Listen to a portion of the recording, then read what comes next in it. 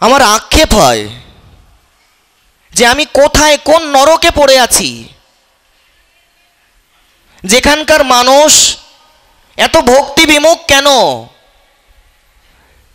কোনো সময় কেউ এসে একবারের জন্য বলবে না একটু প্রসাদ দিন।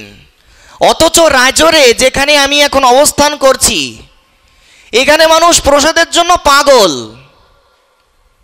এত রুচি, এত নিষ্ঠা এখানকার মানুষের প্রসাদের প্রতি, এত বিশ্বাস, এত শ্রদ্ধা। শুধু প্রসাদে নয়, সাধুর প্রতি, ভাগবতের প্রতি, গৌরের প্রতি তাদের প্রাণ ঢালা ভালোবাসা। জীবনাধিক প্রিয় তাদের এই ষড়ভুজ মহাপ্রভু।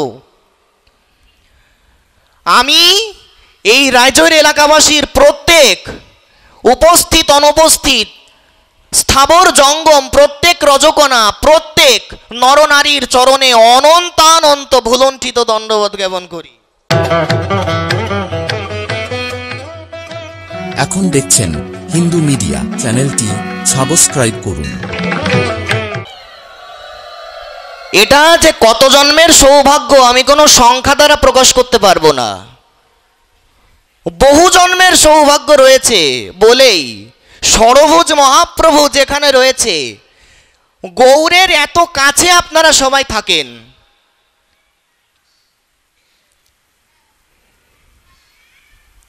আমার আক্ষেপ হয় যে আমি কোথায় কোন নরকে পড়ে আছি,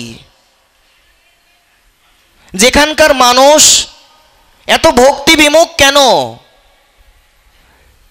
কোনো সময় কেউ এসে একবারের জন্য বলবে না একটু প্রসাদ দিন।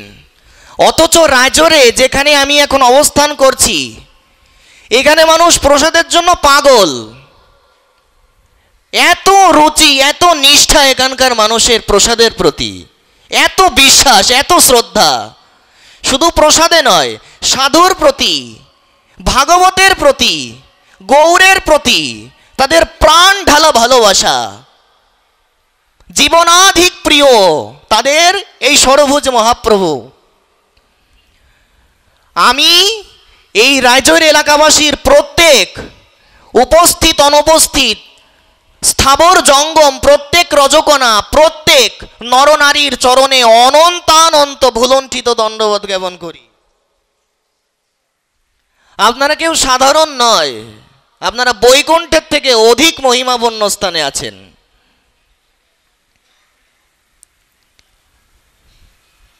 এখানে আসলেই আপনাদের মুখের দিকে তাকালেই মন ভরে যায়। কবে আমার এমন রুচি হবে ভাগবতের প্রতি? এ জন্মে তো হলো না, কোন জন্মে পাবো? তবে আশা আছে যে যদি আপনাদের চরণ ধরে থাকতে পারি, যদি আপনাদের চরণ রেণু অঙ্গের বিভূষণ করতে পারি, তো আমার বহু জন্ম অপেক্ষা করা লাগবে না। আপনাদের চরণ রেণুর কৃপায় আমি এই জন্মেই প্রেম ভক্তি লাভ করে ধন্য হয়ে যাব। বহু জন্ম অপেক্ষা করা লাগবে না আমার। আপনাদের ভক্তরা যেখানে থাকেন, আপনাদের দর্শনেই তো পবিত্র। হরিভক্তি বিলাসে যেই মহিমা এসেছে, যে বৈষ্ণব স্মরণ মাত্রেণ দগ্ধ্বা পাপ লক্ষানি শতানি চ। হরিভক্তি বিলাস বলছেন একজন শুদ্ধ ভক্তের দর্শন করলে কি হয়। বলছেন যদি কখনো শুদ্ধ বৈষ্ণবের দর্শন পাও, তাহলে তোমার শুধু একটা দুটো পাপের বিনাশ হবে না, তোমার শুধু পাপ বিনাশ হবে না, তোমার মহাপাপ, তাও মহাপাপ শুধু বিনাশ হবে না, তোমার সেই মুহূর্তেই তোমার শত লক্ষ পাপ দগ্ধ হয়ে যাবে, ভস্মীভূত হয়ে যাবে তার দর্শন মাত্রেই। এমন মহিমা একজন শুদ্ধ সাধুর। আপনাদের দর্শনেই তো আমি পবিত্র হচ্ছি। আপনাদেরকে কি বলবো আমি? আমার তো কিছুই জানা নেই, আমার তো কোনো জ্ঞান নেই। সব আপনারাই বলাচ্ছেন, শ্রী গুরু মহারাজই বলাচ্ছেন। না হলে মাদৃশ অযোগ্য শিরোমণির পক্ষে একটা কথাও উচ্চারণ সম্ভব নয়। এটা শ্রী গুরু মহারাজের, আমি যেই শব্দগুলো উচ্চারণ করছি, যেই বাক্যগুলো উচ্চারণ করছি, এটা সম্পূর্ণ শ্রী গুরু মহারাজের কৃতিত্ব, সব আপনাদের মতন শ্রোতৃমণ্ডলী ভক্তমণ্ডলীর কৃতিত্ব।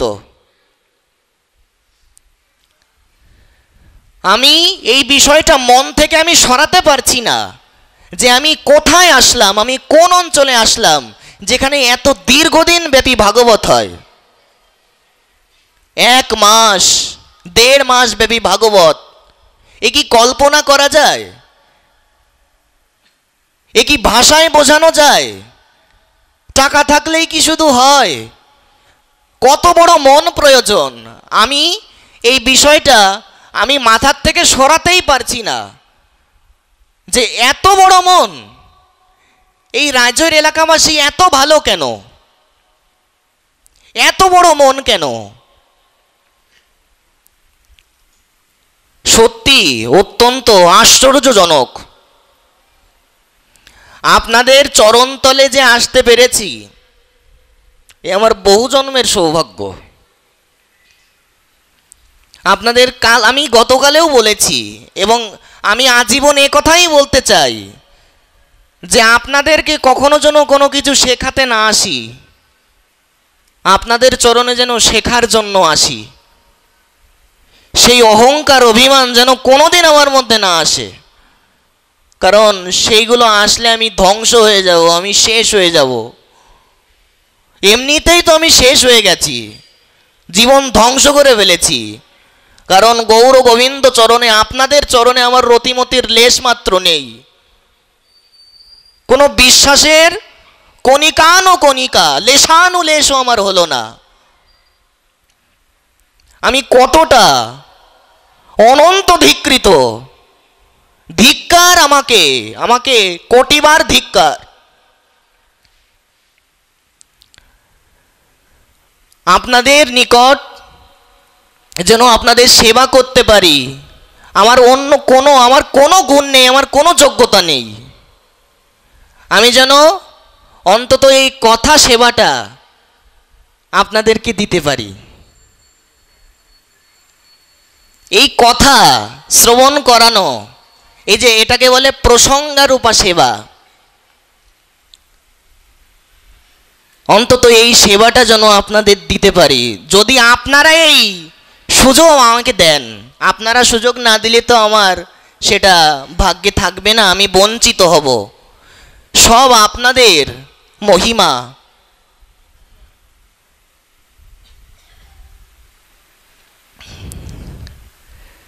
এবং আরও একটা বিষয় একটু মনে পড়ল, এই বিষয়টা না বলা একটা, আমার নিজেকে খুব ছোট মনে হবে, আমার নিজের কাছে খুব কষ্ট লাগবে যদি আমি এটা না বলি।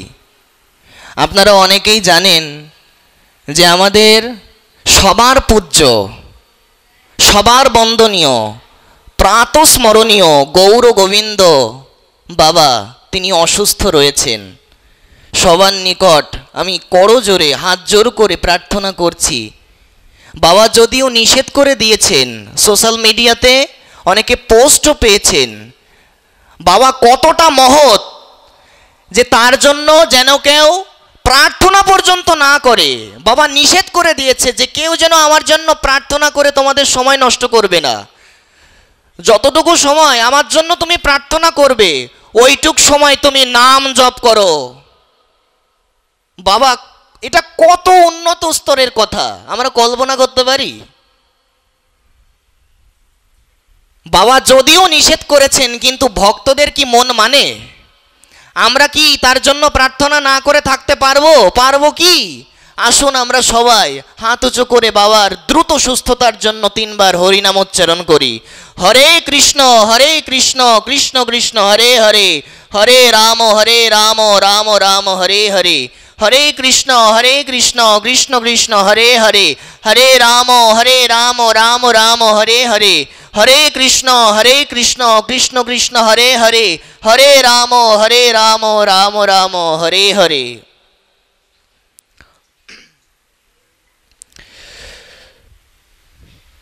তো ভক্তবৃন্দ, ভক্তিবিনোদ ঠাকুর তিনি পরবর্তীতে লিখেছেন,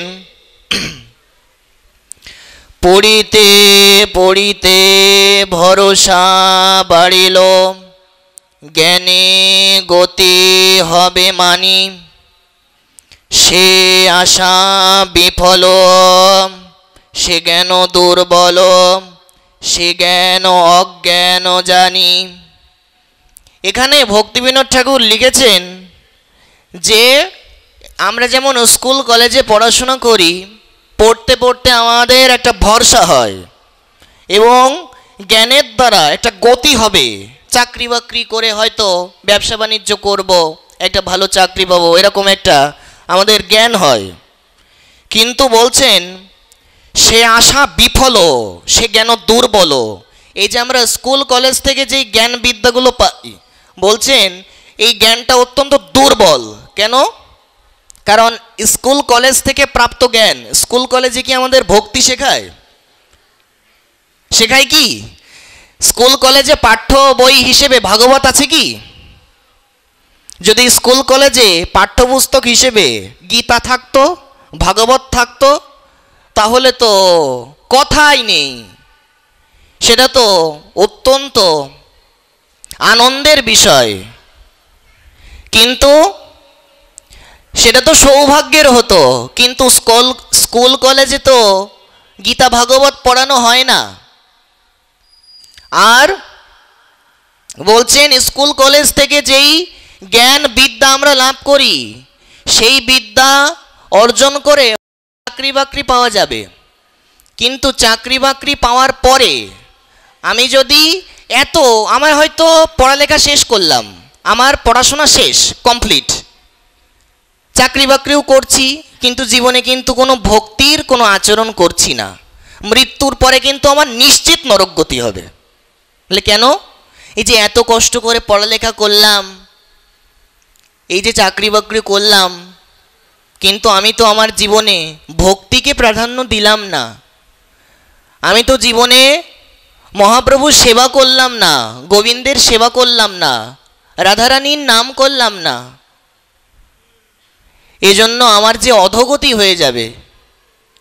অবশ্যই, তবে এ কথা দ্বারা কেউ অপব্যাখ্যা করবেন না দয়া করে, যে স্কুল কলেজের বিদ্যাকে এখানে ছোট করা হচ্ছে না। স্কুল কলেজের যে বিদ্যা সেটা হচ্ছে অবিদ্যা, আর আমাদের যে শাস্ত্র গ্রন্থে যেটা লেখা আছে সেটা হচ্ছে পরাবিদ্যা। পরাবিদ্যা দিয়ে আমাদের মৃত্যুর পরে সদ্গতি লাভ হয়। যদি আমরা যত বেশি আমরা শাস্ত্রানুশীলন করতে পারবো, যত বেশি আমরা সাধুসঙ্গ করতে পারবো, আমাদের গতি তত উন্নত হবে। এজন্য সদ্গতি লাভ করতে গেলে, মৃত্যুর পরে পরম গতি লাভ করতে গেলে শাস্ত্রানুশীলন করতে হবে, সাধুমুখে শাস্ত্র শুনতে হবে। এই বিষয়টাই পদ্মপুরাণে লেখা হয়েছে। পদ্মপুরাণে লেখা আছে যে এই কলিযুগের মানুষ, এরা তো অল্প আয়ু, অল্প বয়সে মারা যাবে। এই যে দেখুন ছোট ছোট বাচ্চারা ঝলসে গেল আগুনে। এই কলিযুগের মানুষ অল্পায়ু হবে, কলহ প্রিয় হবে, মানে গন্ডগোল প্রিয় হবে। এরা গন্ডগোল করতে খুব ভালোবাসবে, কথায় কথায় রেগে যাবে। এটা হচ্ছে কলিযুগের মানুষের বৈশিষ্ট্য। তো দেখুন, এই যে কলহ প্রিয়, এই যে অল্পায়ু, আমাদের হাতে তো কারোর বেশি সময় নেই। পরীক্ষিত মহারাজ তো জানতে পেরেছিলেন যে তার হাতে মাত্র 7 দিন সময় আছে, কিন্তু আমরা তো 7 সেকেন্ডেরও খবর রাখতে পারছি না। তিনি তো জানতে পেরেছিলেন যে হাতে এখনো 7 দিন সময় আছে, কিন্তু 7 সেকেন্ড কেন, 1 সেকেন্ড, 1 মিলি সেকেন্ড, 1 ন্যানো সেকেন্ড, 1 মাইক্রো সেকেন্ডের খবরও আমরা জানি না। অথচ আমরা ভাগবত শুনছি না, আমাদের ভাগবতের প্রতি রুচি হচ্ছে না, তাহলে জীবন কিভাবে সফল হবে বলুন? আচ্ছা, একটা বিষয় যদি আমরা একটু চিন্তা করি, এই সনাতন ধর্মে তো বিভিন্ন সৎকর্ম আছে, সৎকর্মের তো অভাব নেই। এই যে কেউ দান করছে, আমি গতকালকে এই দানের বিষয়টা বলেছিলাম আজকেও একটু বলি। সেটা হচ্ছে, অনেকেই দেখবেন ব্লাড ডোনেশন করে না, রক্তদান করে সেটা ফেসবুকে পোস্ট করে দেয়, সেলফি তুলে ভিডিও করে কিংবা লাইভ করে সেটা পোস্ট করে দেয়। চতুর্থবারের মতো, পঞ্চমবারের মতো।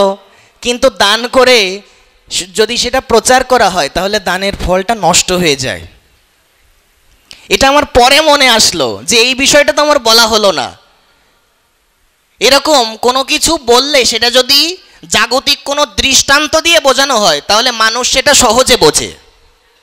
এজন্য পরে আমার মাথায় এটা আসলো যে অনেকেই রক্তদান করে উপরে ক্যাপশনে লিখে দেয়, এটা চতুর্থবারের মতো, এটা পঞ্চমবারের মতো, এটা ষষ্ঠবারের মতো।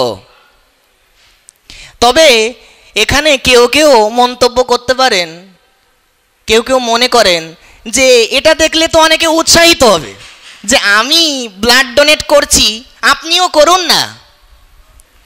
কিন্তু এটা তো আমাদের মনের একটা চিন্তা।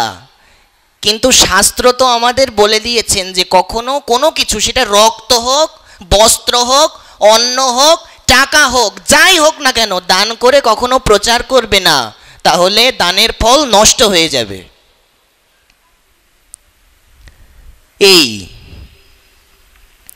এজন্য দেখুন আমাদের এখানে এই ইউনিভার্সিটি, স্কুল, কলেজ, এগুলোর জ্ঞান অবশ্যই দরকার, 100 বার দরকার আছে। কেন? কারণ যদি আমার অক্ষর জ্ঞান না থাকে আমি তো সংস্কৃত পড়তেই পারবো না। পড়তে গেলে আমার দাঁত একেবারে গুঁড়ো গুঁড়ো হয়ে যাবে ভেঙে। আমি তো উচ্চারণই করতে পারবো না, উচ্চারণ ভুলভাল হয়ে যাবে। এজন্য অবশ্যই দরকার আছে, অবিদ্যারও দরকার আছে। শুধু তাই না, কেবল যে সংস্কৃত পড়ার জন্য দরকার তা না, কিন্তু যদি আমি ভালো করে ইংরেজিটা আয়ত্ত করতে পারি, রপ্ত করতে পারি, তাহলে বিদেশেও আমি প্রচার করতে যেতে পারবো। সনাতন ধর্ম আমি all over the world spread, অর্থাৎ অ্যারাউন্ড দ্য গ্লোব, সারা বিশ্বে প্রচার করা সম্ভব যদি ইংরেজিটা শেখা যায়। এজন্য অবশ্যই দরকার আছে অবিদ্যার, স্কুল কলেজের বিদ্যার। কিন্তু স্কুল কলেজে, ইউনিভার্সিটিতে পড়াশোনা করতে গিয়ে আমরা যেন গৌর গোবিন্দের সেবাকে না ভুলে যাই, এটা হচ্ছে মূল কথা। পড়াশোনা তো করতেই হবে, এর কোনো বিকল্প নেই, কিন্তু পড়াশোনা করতে যেন মহাপ্রভুর সেবাটা না ভুলে যাই, যেন রাধারানীকে না ভুলে যাই, এটাই হচ্ছে মূল কথা। ছোট ছোট বাচ্চাদের যখন দেখি যে কপালে তিলক দিয়ে, কণ্ঠে তুলসীর মালা, তারা স্কুলে যাচ্ছে, এটা যে কেমন লাগে দেখতে, এটা যে কত ভালো লাগে, এটা শব্দের দ্বারা অপ্রকাশ্য, অবর্ণনীয়, অচিন্তনীয়।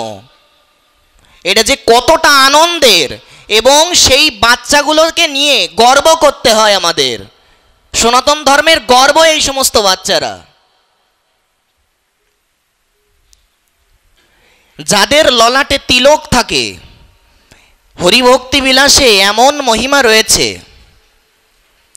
একটা শ্লোকে এসেছে যে কোনো ব্যক্তি যদি নীচ জাতিতে জন্মগ্রহণ করে, এমনকি সে যদি মুচি কুলেও আসে, সে যদি চণ্ডালও হয়, কিন্তু তার কপালে যদি তিলক থাকে, তো যেই ব্যক্তির কপালে তিলক রয়েছে তাকে দেখার সঙ্গে সঙ্গেই মানুষ পবিত্র হয়ে যাবে, তার পাপ সেই মুহূর্তে বিনাশ হয়ে যাবে। তিলকের এমন মহিমা এসেছে। ওই যে বাচ্চাটা তিলক দিয়ে, কণ্ঠে তুলসীর মালা দিয়ে স্কুলে গেল, ওই বাচ্চাটাকে ক্লাসের আর যারা দেখবে, আর যত ছোট ছোট বাচ্চারা একে দেখবে, এমনকি স্যার ম্যাডাম পর্যন্ত পবিত্র হয়ে যাবে এই বাচ্চাকে দেখে। এটা কত বড় আনন্দের, হৃদয়ে ছুঁয়ে যায়।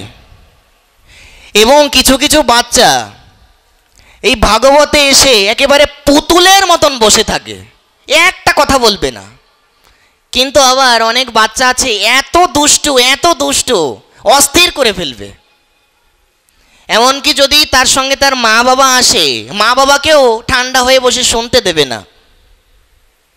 এর থেকেই বোঝা যায় যে কোন বাচ্চাকে সাধনা করে আনা হয়েছে। যেই বাচ্চাকে তপস্যার দ্বারা, সাধুর কৃপার দ্বারা যেই বাচ্চার জন্ম হয়, তিনি তো শান্তশিষ্ট হবেই সেই বাচ্চা। যেই বাচ্চা গর্ভে থাকতে মা গীতা ভাগবত অনুশীলন করে, সাধুগুরু বৈষ্ণবের পাঠ শ্রবণ করে, ভাগবতী কথা শোনে, তার সন্তান তো শান্ত হবেই। এতে বিচিত্র কি, অস্বাভাবিক কি? কিন্তু যদি অনাচার করে অশাস্ত্রীয় নিয়মে কোনো বাচ্চার জন্ম হয়, ওই বাচ্চা জন্মের পরে অসুর হবেই হবে, এতে কোনো সন্দেহ নেই। অসুরের মতন হবে সেই বাচ্চার আচরণ, মা বাবাকে অতিষ্ঠ করে ফেলবে এবং মা বাবা তার জন্য মুখ পর্যন্ত দেখাতে পারবে না। মা বাবার যে এত কষ্ট হবে যে কাকে জন্ম দিলামে। মানুষ যদি কোনো মা বাবাকে এসে বলে যে আপনার সন্তান একটা কুলাঙ্গার, তখন মা বাবার কেমন হয় একটু চিন্তা করতে পারি আমরা। তখনকার যে অনুভূতি, এটা তো বোঝানো যায় না। এজন্য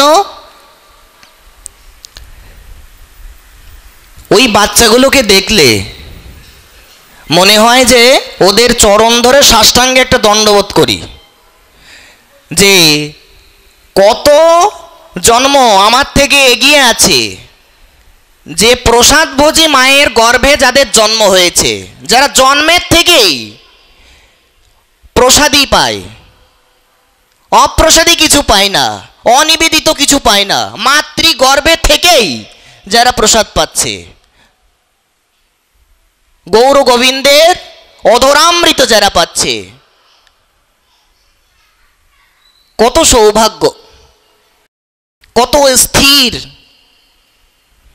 ওই বাচ্চাগুলোকে দেখলে একেবারে মন আনন্দে ভরে যায়। তো দেখুন, এই জন্য ভক্তিবিনোদ ঠাকুর বলছেন, জড়বিদ্যা যত ও মায়ার বৈভব তোমার ভজনে বাধা। এই যে জড়বিদ্যা, দেখুন স্কুল কলেজে ভক্তিবিনোদ ঠাকুর এখানে জাগতিক কিছু দৃষ্টান্ত দিয়েছেন। অনেক সময় এই জাগতিক কোনো দৃষ্টান্ত কিংবা উদাহরণ না দিলে আমরা বুঝতে পারি না বিষয়টা।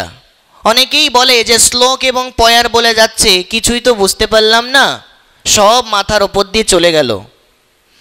এগুলো তো আমি যতটুকু বলছি এবং এটার বাংলা অনুবাদও তো করছি, এরপরেও যারা বুঝতে পারছে না, কেন বুঝতে পারছে না জানেন? যারা বলবে যে আমি বুঝিনি, আমি বুঝতে পারিনি, এর একটা প্রধান কারণ হচ্ছে সে মনোযোগ দিয়ে পাঠটা শোনেইনি। যদি সে মনোযোগ দিয়ে পাঠটা শুনতো, তো আমি তো হিন্দিতে বলছি না। কিন্তু দেখুন, একটা মজার কথা আছে, এই যে হিন্দি গান মানুষ শোনে, হিন্দি গানগুলো কি মানুষ বুঝে শোনে সব কিছু? অনেকেই কিন্তু হিন্দিটা বোঝেই না, কিন্তু হিন্দি গানগুলো শুনতে কিন্তু ভালো লাগে, লাগে কিনা অনেকের? হিন্দির শব্দগুলো বোঝে না, কিন্তু হিন্দি গান শুনতে ভালো লাগছে। তার মানে চিন্তা করুন আমি কতটা নিকৃষ্ট, আমি যে হিন্দি বুঝি না কিন্তু হিন্দি গান শুনতে ভালো লাগছে। আর সংস্কৃত যেটা সাক্ষাৎ শুনলে আমাদের জীবন পবিত্র হবে, যেই সংস্কৃতের শব্দগুলো শুনলে আমাদের পাপ তাপ নাশ হবে, যেই সংস্কৃত শব্দগুলো চিন্ময় নিত্যলোক অপ্রাকৃত রাজ্য থেকে নেমে এসেছে, যেগুলো শুনলেই ভক্তি হবে, অথচ সেই শ্লোক পয়ার আমরা বুঝতে পারছি না, আমাদের ভালো লাগছে না, আমাদের পছন্দ হচ্ছে না, এবং আমরা বলছি যে আমরা বুঝতে পারছি না। আমি কতটা নিকৃষ্ট, আমি কেন বুঝতে পারছি না? এজন্য দেখুন, এই জড়বিদ্যা যত মায়ার বৈভব, তোমার ভজনে বাধা। স্কুল কলেজে অনেক সময় অনেক বন্ধু বান্ধব থাকে আমাদের, অনেক এরকম ভালো ছেলে আছে যারা বাজে বন্ধুদের আর খারাপ বন্ধু বান্ধবের পাল্লায় পড়ে অনেক ভালো ছেলে নষ্ট হয়ে গেছে। এরকম অনেক দৃষ্টান্ত আছে। এই জন্য আমাদের এই যে প্রকৃত বন্ধু কে হতে পারে, এই যে আমি যাকে বলছি ও আমার ফ্রেন্ড, আমার অত্যন্ত অন্তরঙ্গ, আমাকে কত ভালোবাসে, জাগতিক একটা সম্বন্ধ স্বীকার করলাম, একটা বন্ধুত্ব রয়েছে, কিন্তু আমার ওই বন্ধু কিংবা আমার ফ্রেন্ড মৃত্যুর পরে তো আমার সঙ্গে যাবে না। ফ্রেন্ড কেন, আমার মাই তো যাবে না, আমার বাবাই তো যাবে না, আমার আত্মীয় স্বজন কেউই যাবে না আমার সঙ্গে। মৃতম শরীরমুৎসৃজ্য কাষ্ঠলোষ্ট সমাংসিত বিমুখা বন্ধবায়ন্তি তমা ধর্মস্তমানুগচ্ছতি। বলছেন তুমি যখন মরে যাবে, তোমার যত বড়ই আপন হোক না কেন, ওই শ্মশান পর্যন্তই তোমাকে এগিয়ে দিয়ে আসবে। শ্মশানের বাইরে, অর্থাৎ তুমি যে মরে গেলে, তোমার সঙ্গে তোমার মা বাবা কেউ যেতে পারবে না, ওই শ্মশান পর্যন্তই। এই জন্য বলছেন বিমুখা বান্ধবা ইয়ান্তি, তোমার যত বড় ফ্রেন্ড হোক, ওই তোমাকে শ্মশানেই ছেড়ে রেখে আসবে। এই জন্য প্রকৃত বন্ধুকে, প্রকৃত বন্ধু তো একমাত্র সাধুগুরু বৈষ্ণব, প্রকৃত বন্ধু তো শ্রী গুরু মহারাজ, তিনি হচ্ছেন প্রকৃত বন্ধু, তিনি হচ্ছেন প্রকৃত সুহৃদ। প্রকৃত বন্ধু তো সেই যে আমাকে ভক্তির উপদেশ দেবে, যে আমাকে শাস্ত্রের কথা শোনাবে, যে আমাকে ভাগবতের কথা শোনাবে, যে আমাকে সৎসঙ্গের কথা বলবে, যে আমাকে ভক্তির পথে উৎসাহ দেবে, সেই হচ্ছে প্রকৃত বন্ধু, সেই হচ্ছে প্রকৃত মা বাবা। এবং এরাই হচ্ছে মা বাবার সার্থক দৃষ্টান্ত। এই দেখুন, অনেক সময় কি হয়, একটা ভালো ছেলে কোনোদিন নেশা করে না, তার একটা বন্ধু বলছে কি, বন্ধু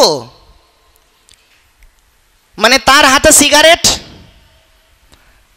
ওই ভালো ছেলেকে বলছে বন্ধু কিচ্ছু হবে না তোর, এক টান দে, মাত্র এক টান। ওই যে এক টান দিল, ওই এক টানেই জীবন শেষ। অনেকের ওই এক টান দিয়েই নেশা হয়ে যাচ্ছে। কত বন্ধু বান্ধবের পাল্লায় পড়ে কত ভালো ছেলে যে নষ্ট হয়ে গেল। আর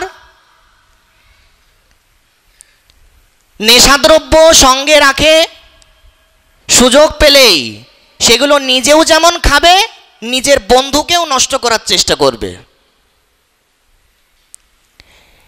এই জন্য সবসময় অন্তত ভক্তও যদি না হয়, অন্তত যেন সে সৎ হয়, সেই প্রকার সৎ যে তার সঙ্গেই বন্ধুত্ব স্থাপন করা উচিত, না হলে জীবন একেবারে ধ্বংস হয়ে যাবে, আমার জীবনের সম্পূর্ণ 12টা বেজে যাবে। এই জন্য শাস্ত্র একথা আমাদের জানিয়েছেন যে পাপী ব্যক্তি যারা, যারা অসৎ, তাদের সংস্পর্শেও কখনো যাবে না। কেন বলুন তো? কারণ পাপী ব্যক্তির এমন একটা ক্ষমতা রয়েছে, ওই পাপীর সংসর্গ করলে, পাপীর সঙ্গ করলে ওই পাপটা আমার মধ্যেও সংক্রমিত হবে। এই জন্য কখনো যারা পাপী, যারা অনাচারী, তাদের সংসর্গ করতে নেই, তাদেরকে পঞ্চম পাপী বলা হয়েছে। তেষাম পাপীনাম পঞ্চমঃ তৎসংসর্গীনাম চ পঞ্চমঃ। এই জন্য জড় বিদ্যা যত মায়ার বৈভব তোমার ভজনে বাধা। আমার যতই আমার পড়াশোনা থাক, আমার যতই কঠিন পরিস্থিতি থাক, আমার জন্য জীবনে একটা সংকল্প থাকে যে প্রত্যেক দিন আমি তো স্টুডেন্ট, আমার তো পড়াশোনা করতে হয়, আমি তো অনেক ব্যস্ত, অন্তত 2 মালা করে জপ। এরকম জীবনে যদি সংকল্প না থাকে, আমাদের আচার্য জানিয়েছেন যদি ভক্তি লাভ করতে হয় তাহলে নিয়ম করে ভজন করতে হবে, না হলে কিন্তু ভক্তি দাঁড়াবে না। নিয়ম করে ভজন করা মানে আজকে আমি 8 মালা জপ করলাম, কালকের দিন 4 মালা করলাম, তাহলে কি মিলল? তাহলে কি করতে হবে? আজকে যদি 8 মালা জপ করি, কালকেও 8 মালা জপ করতে হবে। মালার সংখ্যা কমাতে নেই, চেষ্টা করতে হয় বাড়ানোর। যদি আজকে আমি 2 মালা করি, আর যদি আমার পক্ষে সম্ভব না হয় তো আমি 2 মালা করে কিছুদিন করতে থাকি, তারপরে যদি আমার সময় থাকে, আর আমার এই জন্যেই তো এটা হচ্ছে আমাদের 3 নাম্বার হাত, এই অজুহাত। কিন্তু ভজনে কোনো অজুহাতের জায়গা নেই, এটা বারবার বলতে হয়। আমরা যারা সংসারী, আমি তো বদ্ধ একটা সংসারী বিষয়াবিষ্ট মূর্খাতি মূর্খ বদ্ধন্মাদ, আমার মতন সংসারী এত অজুহাত দেবে, অজুহাতের কোনো শেষ নেই। আমার এই করতে হয়, আমার সেই করতে হয়, আমার পড়াশোনা করতে হয়, অমুক তমুক 7-17 এরকম আমার অজুহাতের কোনো শেষ নেই। কিন্তু আমার যদি এখনই মৃত্যু হয়, আমি কি উত্তর দেব গোবিন্দকে? যে তোমাকে যে 50 বছর আয়ু দিয়ে পাঠালাম, কয় মিনিট আমাকে দিয়েছো বলো তো? কয় মিনিট দিয়েছো আমার জন্য? কতটুকু সাধুসঙ্গ করেছো? কতটুকু ভাগবত শুনেছো? যদি গোবিন্দ আমাকে প্রশ্ন করে, কি উত্তর দেব? এই উত্তর দেব নাকি যে আমি পড়াশোনা করতে যে সময় পাইনি? এই উত্তর দিলে তখন কাজ হবে তো? যে গোবিন্দ আমি তো স্টুডেন্ট ছিলাম, আমি সুযোগ পাইনি, এই উত্তর দিলে কিন্তু কাজ হবে না তখন। এই জন্য আমাদের কারোর হাতে না সময় নেই, কিন্তু আমরা যদি এই ঢাকা উত্তরার ঘটনার থেকে যদি আমরা সাবধান না হতে পারি, আমাদের কিন্তু সামনে অত্যন্ত ভয়ানক পরিণাম অবস্থান করছে, অত্যন্ত ভয়ঙ্কর পরিণতি অপেক্ষা করছে কিন্তু আমাদের জন্য। যদি আমরা এই ঘটনার পরেও যদি আমরা সাবধান না হই, যদি সতর্ক না হই, এগুলো তো জীবনের একটা বড় শিক্ষা। এই যে যেই দুর্ঘটনা হচ্ছে, এগুলো থেকে যদি আমরা সতর্ক না হতে পারি, তাহলে পরিণাম তো ভালো হবে না। এজন্য সেই ব্যক্তি জীবনে উন্নতি করতে পারে যে জীবনের প্রত্যেকটা ঘটনা থেকে নতুন নতুন শিক্ষা লাভ করে সেটা নিজের জীবনে প্রয়োগ করে। এজন্য আমাদের সবসময় যেন হৃদয়ে ওই ভয়টা কাজ করে যে এরপরে আমার পালা না তো। এই যে এতগুলো বাচ্চা ঝলসে গেল, একটা বিষয় আপনাদের বলি। এক শুক্রবারে আমার স্যার, যিনি আমাকে পড়াতেন, তিনি পরলোক গমন করলেন। তার পরের শুক্রবার আমার এক গুরু বোন, তিনিও নিত্যলোকে গমন করলেন, রাধারানীর সেবায় গমন করলেন। এই যে শুক্রবার আসলেই মনে হচ্ছে একটা দুটো মৃত্যুর খবর, শুধু বারের বিষয় না, মানে মৃত্যুর যেন একটা ঢল নেমেছে, যেন মৃত্যুর স্রোত বয়ে যাচ্ছে। কি পরিমাণে যে মৃত্যু হচ্ছে, আমরা যদি অনলাইনে সার্চ করি যে আজকে শুধু বাংলাদেশে না সারা বিশ্বে টোটাল মৃত্যুর সংখ্যাটা কত, এটা গুগল আপনাকে বলে দেবে। আমরা অবাক হয়ে যাব, আমরা হয়তো বুঝতে পারছি না, আমরা হেসে খেলে আমাদের দিনটা কাটিয়ে দিচ্ছি। কিন্তু কত ব্যক্তি, যে আমি এই যে এখন পাঠ হচ্ছে এখানে, এখন যে কথা বলছি, এর মধ্যেও যে কত ব্যক্তি মরে গেছে, আমার এই কথা যে এখন চলছে এর মধ্যেও অনেকে মরে যাচ্ছে এবং মরেওছে। কারণ নিত্য গুগল এটা আপডেট করছে মৃত্যুর সংখ্যাটা, কতজন জন্মগ্রহণ করছে, কতজন মৃত্যুবরণ করছে, এটা সার্চ করলেই পাওয়া যায়। এই জন্য আমাদের কারোর হাতে কিন্তু একদম সময় নেই। আমরা যে সংসারে একেবারে ডুবে গেলাম, আমি যে সংসারের জন্য পাগল হয়ে গেলাম, আমি যে স্ত্রীর প্রতি আসক্ত হয়ে পুত্র কন্যা পরিবারের জন্য পাগল হয়ে আমি যে নিজেকে ধ্বংস করে ফেলছি, আমি যে গৌর গোবিন্দের সেবা করতে পারছি না, আমি যে আমার পরিবারের জন্য আমি যে সেবারই সুযোগ পাচ্ছি না, আমি কোন নরকে আছি? আমার এত দুর্দশা কেন? আমার এই কোন দুর্দশা আমার? হে ষড়ভুজ মহাপ্রভু, এই দুরবস্থা থেকে আমাদের সকলকে তুমি রক্ষা করো।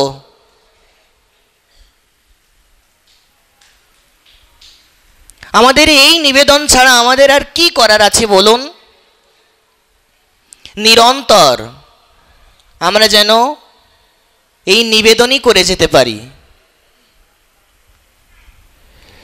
দেখুন, ভক্তিবিনোদ ঠাকুর লিখেছেন,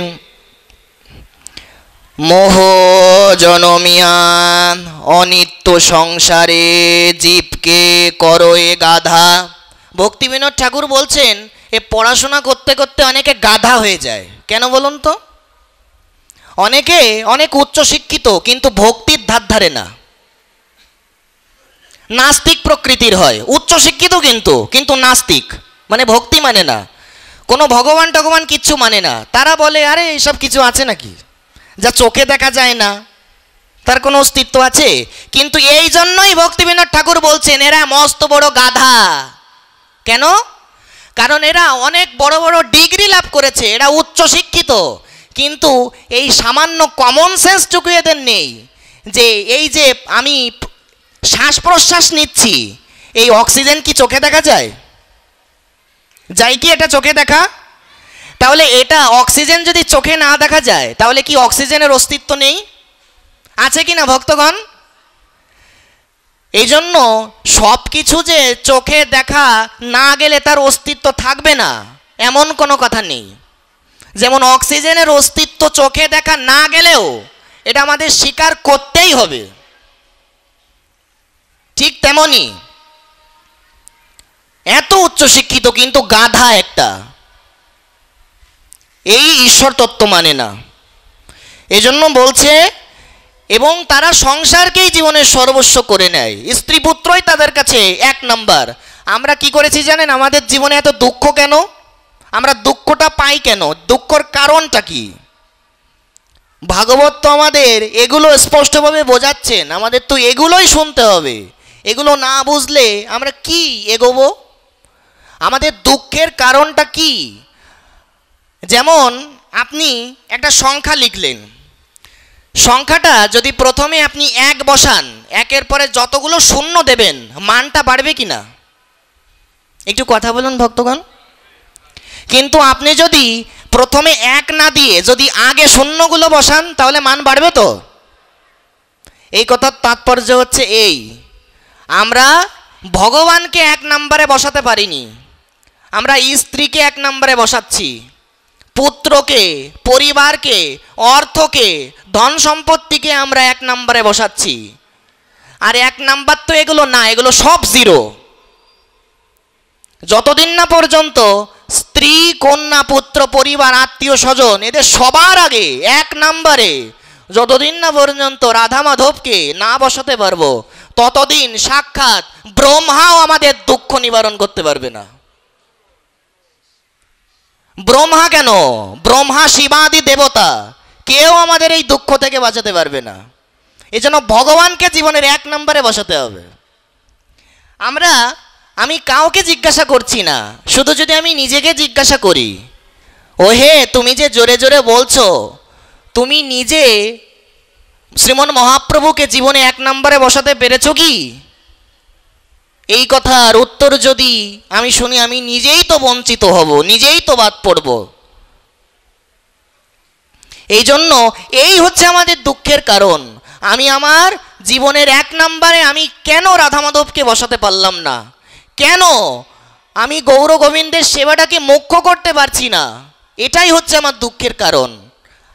আরও কারণ রয়েছে, যেমন অজ্ঞানতা।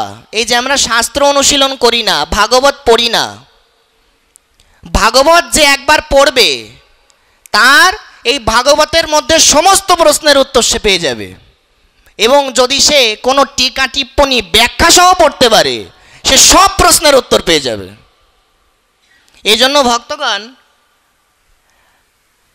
সবার বাড়িতে, এটা তো ভাগবতের অঞ্চল, আমি আমার আগের পাঠগুলোতে আমি সেরকম কিছু আপনাদের প্রার্থনা করিনি, কিন্তু একটা প্রার্থনা যে সবার বাড়িতে অন্তত সংস্কৃত ভাগবতটা একটু রাখার চেষ্টা করবেন, যেটা যদি আপনারা ব্যাখ্যা সহ কিনতে চান সেটা 10,000 কিংবা বেশি টাকা লেগে যেতে পারে, কিন্তু আপনারা 2,000 থেকে 3,000 টাকার মধ্যে গীতা প্রেস গোরক্ষপুরের সংস্কৃত ভাগবত পেয়ে যাবেন।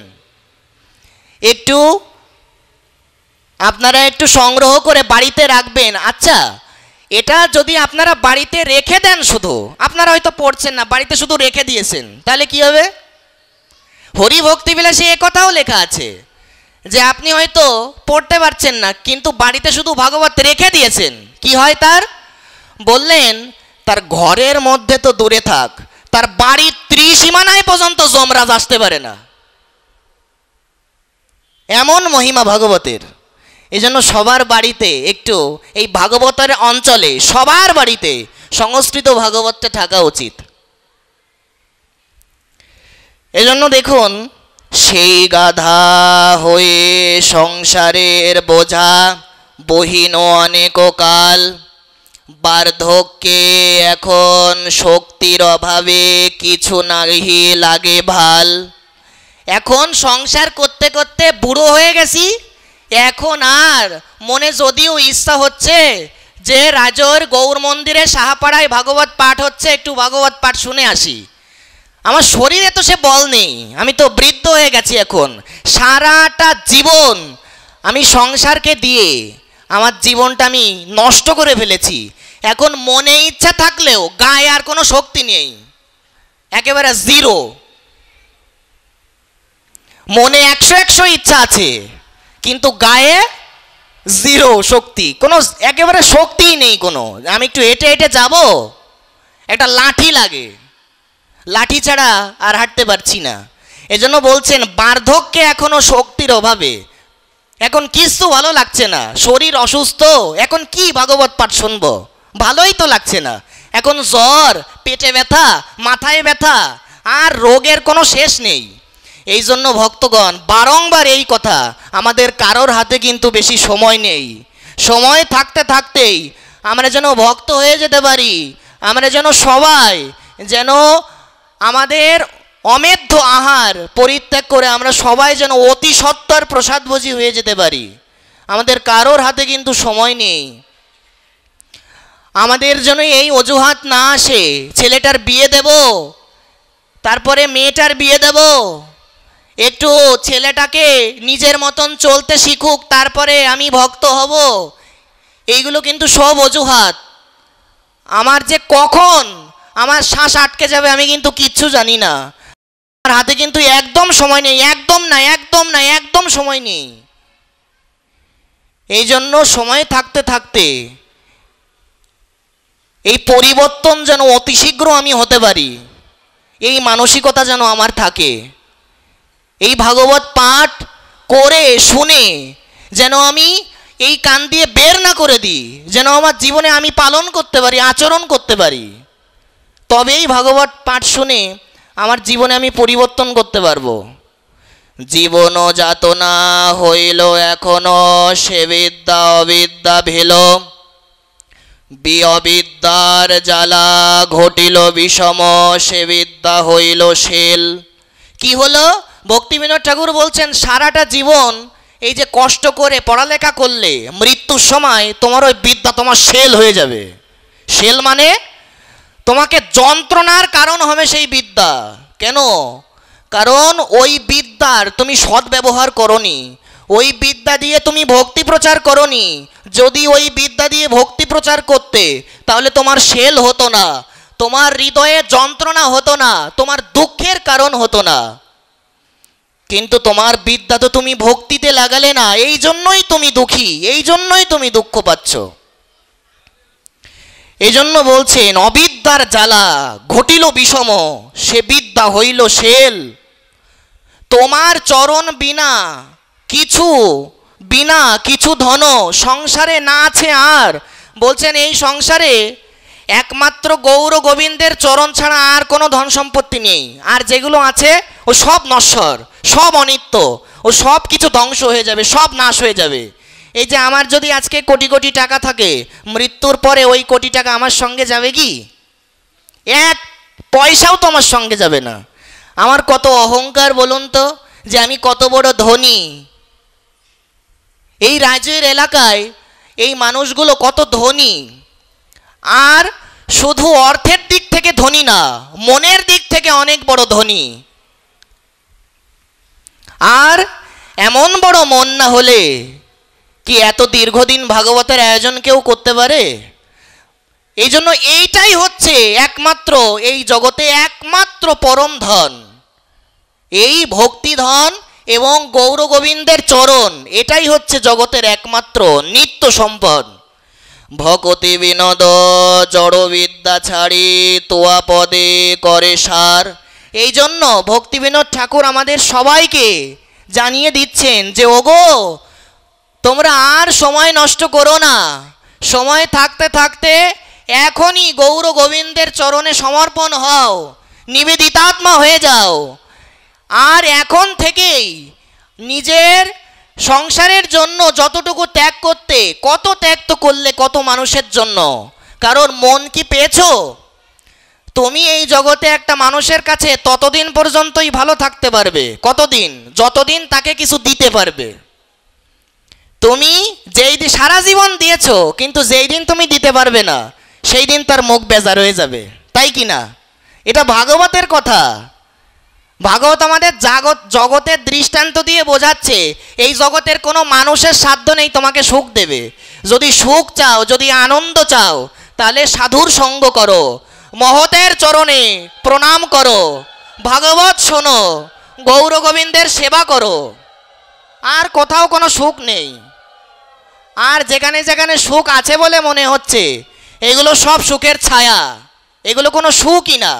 জগতে স্ত্রী পুত্র কন্যার কাছ থেকে যে সুখ পাওয়া যাচ্ছে, বলে এগুলো কোনো সুখ না। তাহলে এগুলো কি? এগুলো হচ্ছে সব সুখের ছায়া। এরা কেউ আমার মৃত্যুর পরে আমার সঙ্গে যাবে না। এই জন্য মৃত্যুর পরে হাত যেন একমাত্র মহাপ্রভু ধরে। মৃত্যুর পরে হাত তো শ্রী গুরু মহারাজই ধরবেন, মহাপ্রভুই তো ধরবেন। এই জন্য আমাকে তো ভজন সাধন করতে হবে। এই জন্য ভক্তি বিনোদ ঠাকুর বলছেন, এই আমার জীবন যেন এইভাবে ব্যর্থ না হয়ে যায়। হে গৌর হরি, আমি যেন কায় মন বাক্যে সম্পূর্ণরূপে তোমার শ্রীচরণে নিবেদিতাত্মা হতে পারি। বলিয়ে সর্বভূত শ্রীমান মহাপ্রভু কি জয় হোক। তো যাই হোক ভক্তগণ, আপনাদের সবার নিকট একটাই প্রার্থনা। আমি ইতিমধ্যে একটা জিনিস বলেছি যে সবাই একটু চেষ্টা করুন গীতা প্রেস গোরক্ষপুরের যে সংস্কৃত ভাগবত, এটা একটু সবার বাড়িতে রাখার। বেশি না, এখন হয়তো দামটা একটু বেড়েছে, আমি এখনকার রেটটা জানি না। ভাগবতের এখন আনুকূল্যটা ওরকম 2500-3000 এরকমের মধ্যে আপনারা পাবেন। আর যদি আপনারা বলেন যে এগুলো কোথা থেকে সংগ্রহ করব, সব জায়গায় তো পাওয়া যায় না, আপনারা অনলাইনে অর্ডার করতে পারেন। আমি পেজটার নামও বলে দিচ্ছি, পেজটার নাম হচ্ছে বেদঘর। সেই বেদঘরে আমি নিজেও অত্যন্ত ট্রাস্টেড, আমি নিজেও গ্রন্থ নিয়েছি। এই জন্য আপনাদের এই নিশ্চয়তা আমি নিজে দিতে পারি যে আপনারা যদি অর্ডার করেন, আপনারা কেউ ঠকবেন না। আপনারা ঠিকানা দিয়ে দেবেন আপনার বাড়িতে এসে। এমনকি যে কুরিয়ার সার্ভিস আছে, যদি নিকটস্থ কোথাও থাকে, আপনি সেখানে যে গ্রন্থটা কালেক্ট করতে পারবেন। আপনি শুধু অর্ডার করবেন। পেজটার নাম হচ্ছে বেদঘর, বাংলায় লেখা। আপনি অর্ডার করলেই বিকাশে আপনি তাদের সঙ্গে কথাও বলে নিতে পারেন, তার বিকাশে আপনি যেই হোম ডেলিভারি সহ আপনি টাকাটা পাঠিয়ে দিলে আপনাকে দিয়ে যাবে। আমি ভাগবত নেওয়ার প্রসেসটাও বলে দিলাম, এবং যেই নিবেদনটা ভক্তগণ, সেই বিষয়টা এই যে আমরা সবাই যেন প্রত্যেক দিন নিয়ম করে একটু হরিনাম জপ করি। নিয়ম করে কিন্তু জপ না করলে কিন্তু কাজ হবে না। মহাপ্রভু কিন্তু এই কথা বলছেন, সংখ্যাপূর্বক নাম গান নতিভিহি কাল বসানিকৃত, সংখ্যাপূর্বক হরিনাম করতে হবে। তো আজকে আমার প্রার্থনা হচ্ছে এই দুটো জিনিস, একটা হচ্ছে সংস্কৃত ভাগবত একটু রাখবেন বাড়িতে, আর 2 নাম্বার হচ্ছে আমি প্রথমে বেশি আপনাদের করতে বলবো না, মাত্র 2 মালা করে হরিনাম জপ শুরু করুন। এই কথাটা কাদের বলছি? যারা হরিনাম জপ করেন না, এখনও যারা জপের মালা নেননি, অন্তত 2 মালা করে, মাত্র 2 মালা করতে এমন তেমন কোনো সময় লাগবে না। প্রথমে হয়তো বেশি সময় লাগতে পারে, কিন্তু আপনার ধীরে ধীরে অভ্যাস হয়ে যাবে। মাত্র 2 মালা করে হরিনাম জপ করুন, এইভাবে নাম সংকীর্তন করুন। মৃত্যুর পরে কিন্তু ওই হরিনাম করতে করতেই আমাকে নিয়ে যাবে। আমি যারই ভক্ত হই না কেন, অন্য কোনো নাম কিন্তু কীর্তন করতে করতে আমাকে নেবে না, একমাত্র হরিনাম কীর্তন করতে করতেই নেবে। এই জন্য ওই মরার পরে একদল হরিনাম করতে করতে আমাকে নিয়ে গেল, ওতে কোনো কাজ হবে না, বেঁচে থাকতে থাকতে হরিনাম করতে হবে। এই জন্য যারা এখনো হরিনাম জপ করেন না, শুরু করেননি, আমি তাদের চরণ ধরে বলবো, অনুগ্রহ করে অন্তত 2 মালা করে হরিনাম জপ করুন, এবং সবার বাড়িতে একটু সংস্কৃত গীতা প্রেস গোরক্ষপুরের ভাগবত একটু রাখার চেষ্টা করুন। এটা আপনাদের সবার নিকট আমি প্রার্থনা করে, এতক্ষণ পর্যন্ত যারা এতটা মনোযোগ দিয়ে আপনারা পাঠ শুনলেন, আপনারা যদি কেউ দুঃখ পেয়ে থাকেন, আমি বারংবার আমি ক্ষমা চাচ্ছি যে যদি কেউ আমার কথায় কষ্ট পান, শুধু এখানে যারা উপস্থিত রয়েছে তারা না, এই রায়জয়ের এলাকাবাসীর সবাইকে উদ্দেশ্য করে বলছি। এই রায়জয়ের এলাকার যদি কেউ, যে কেউ যদি কেউ আমার কথায় কষ্ট পান, আমি বারংবার আমি সবার চরণে আমি ক্ষমা প্রার্থনা করছি, আমাকে নিজ গুণে ক্ষমা করুন। আপনাদের সবার চরণে অনন্তানন্ত ভুলুণ্ঠিত দণ্ডবত প্রণতি জ্ঞাপন করে শ্রীমন মহাপ্রভুর নিরবধি সপরিকর শ্রীমন মহাপ্রভু নিরবধি জয়যুক্ত হোক। আমার দয়াল দাদাজি মহারাজ জয়যুক্ত হোক। বলিয়ে মহাপ্রভুর অন্তরঙ্গ সেবক দয়াল দাদাজি মহারাজ কি জয়। জয়।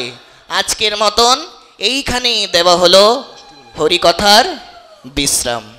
এবং আরও একটা বিষয়, এই বিষয়টা একটু বলা প্রয়োজন। দেখুন, অনেকে মিডিয়ার লোকদের নিয়ে অনেক বাজে মন্তব্য করেন, কিন্তু একটা জিনিস আমাদের একটু উপলব্ধি করা উচিত। এই যে আমার সুমন দাদা এসছে, হৃদয় দাদা এসছে, এনারা কিন্তু কেউ কোনো সাধারণ মানুষ নন। কেন বলুন তো? কারণ এনারা কতটা নিজের বুদ্ধি খাটাচ্ছেন, কতটা সময় দিচ্ছেন, কিসের জন্য? সাধুগুরু বৈষ্ণবদের প্রচার করার জন্য।